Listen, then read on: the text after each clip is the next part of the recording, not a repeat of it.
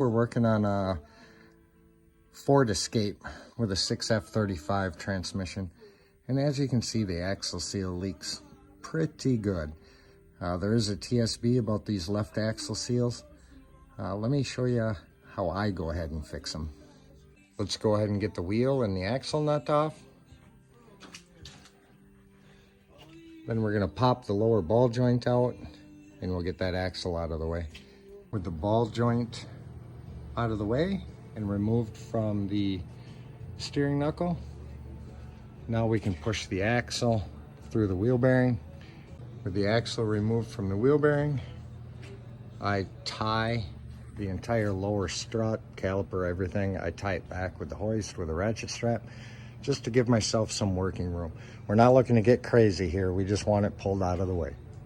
At this point, we're going to come in right here with a pry bar and we're going to pull that axle out. If you haven't drained the transmission, better have a bucket underneath it. With the axle removed, we can go ahead and remove the seal.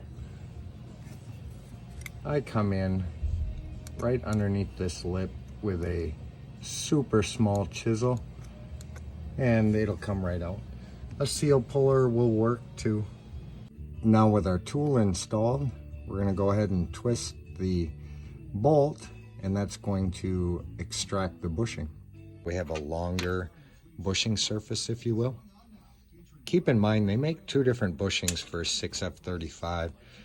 They make a thick bushing and a thin bushing.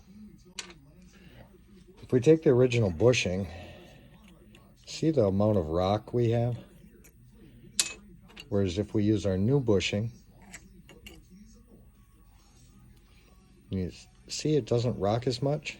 Considerably less likely that you're going to have a leak around this bushing surface, whereas this is going to flood the seal. At this point, we can go ahead and install our new bushing. With the new bushing installed and lubed, we can now install the seal. Now with the seal installed, we can go ahead and put the axle back in. Lower ball joint, everything just as we took it apart. Once the axle's in, we can go ahead and clean up the case of the transmission.